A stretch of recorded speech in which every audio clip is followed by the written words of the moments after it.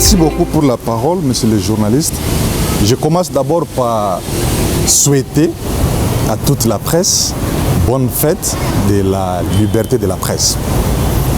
Et comme vous l'avez dit, nous avions compétit parce qu'on avait une idée pour la province et je n'étais pas seul candidat, on était au nombre de 20.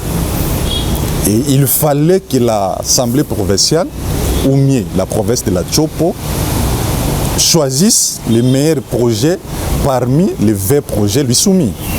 Et dans cette bataille démocratique, les élus ne nous ont pas fait confiance.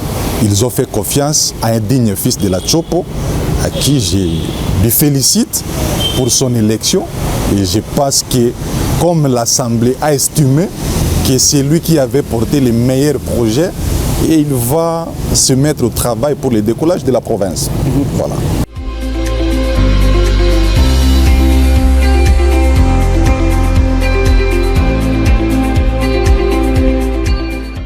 Écoutez, c'est une première pour notre province. Nous sommes témoins de l'histoire politique de cette province, vous et nous. Et depuis toujours, après les élections, il y a toujours une fissure entre ceux qui rapportent, qui se caractérisent toujours par le triomphalisme, et ceux qui apprennent de ces élections-là, se radicalisent. Ils ne voient pas comment dirais-je, les biens communs, ou mieux, le développement de la province. Chacun capte dans son cas. Mais, pour une fois, on a vu un frère qui a rapporté les élections, qui a décidé d'appeler ses frères et sœurs, candidats comme lui, et qui a tendu la main pour que ceux qui seront en mesure de lui prêter main forte pour qu'il réussisse son mandat. Qu'est-ce que vous voulez? Moi, là où on parle du développement de la Tchopo, ma présence sera toujours remarquable. Et l'invitation, quand j'avais vu l'invitation, il dit une réunion fraternelle. On parlait de quoi? De la Tchopo. Et voilà pourquoi j'avais rehaussé. Et quand j'avais rehaussé, je lui avais dit qu'il peut compter sur toutes les éminences grises qu'il y a dans la province. Tous ceux qui ont une vision pour le décollage de la Tchopo, qu'il ne ferme pas ses portes. Comme lui-même aussi a dit, il a ouvert ses bras pour tous les fils et toutes les filles de la Tchopo. C'est lui qui a une vision pour le décollage de la Tchopo. Il nous a rassuré que sa porte serait grandement ouverte.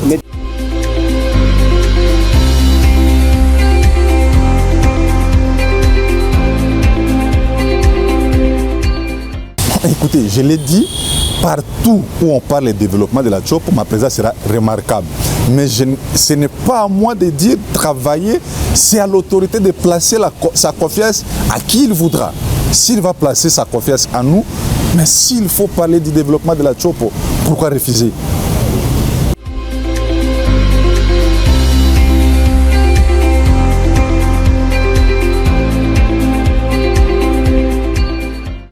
Écoutez, vous savez, s'il faut parler du développement de la Tchopo, est-ce que les cotassiers peuvent nous aider à développer cette province?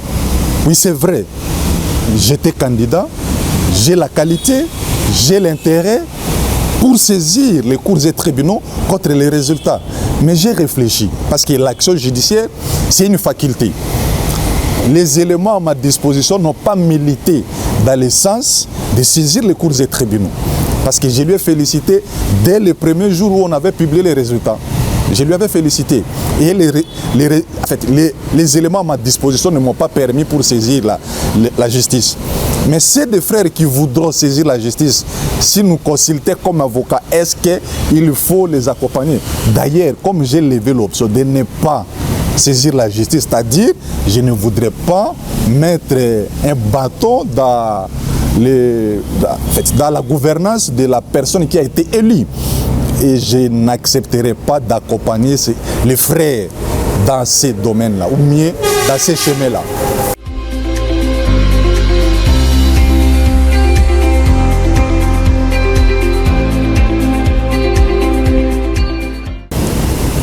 Le ministère public a le pouvoir exorbitant. Il a ses canaux, Et moi, je n'ai pas les mêmes canaux que le ministère public pour dire X a corrompu, Y n'a pas corrompu. Encore que, moi comme juriste, j'ai du mal à dire qu'il y a eu corruption.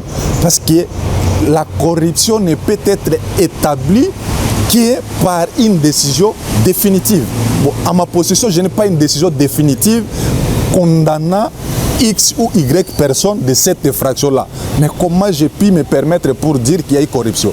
C'est vrai, le procureur a déposé un réquisitoire à l'Assemblée. Et ce réquisitoire-là, c'est le déclenchement de la procédure.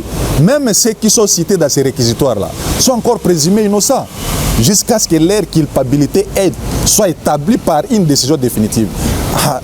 Dès lors qu'on n'a pas cette décision définitive, je ne peux pas parler de la corruption.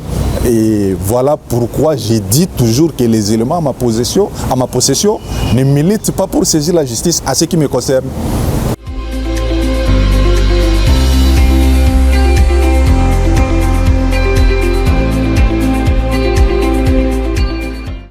Écoutez, d'ailleurs, quand vous dites X ou Y n'était pas là, je n'aime pas parler de personnes, moi, personnellement. Et bon, ils ont les raisons pourquoi ils n'étaient pas là. Et voilà, je ne suis pas leur porte-parole. Ils ont estimé ne pas être là. Je ne sais pas les raisons. Mais annuler ou pas les élections, mais moi j'ai dit, moi personnellement, j'ai levé l'option de ne pas saisir la justice. Quand on lève l'option de ne pas saisir la justice, c'est-à-dire on estime que ces élections-là ne doivent pas être annulées. Voilà.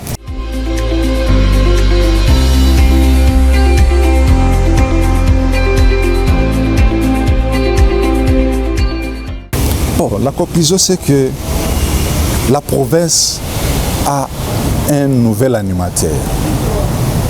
Donnons-lui la chance de travailler pour le décollage de la province. S'il travaille, nous allons applaudir. S'il ne travaille pas, on va lui rappeler, parce qu'on aura son programme. Chers frères, vous avez dit ça pendant votre mandat, voilà ce que vous allez faire. Et vous ne le faites pas, on va les critiquer. Et voilà. Pour le reste, moi je pense qu'il est temps de privilégier l'intérêt de la province, qui est de voir nos intérêts égoïstes. Parce que si nous tous, nous voyons l'intérêt de la province, accordons la chance à celui qui est élu, c'est que ce n'est pas la fête du monde. Après 5 ans, c'est-à-dire en 2028, la chance peut sourire à moi, ça peut sourire à X ou Y autres frères et sœurs de la province. Et on va pas s'éterniser par rapport aux élections du 29 avril.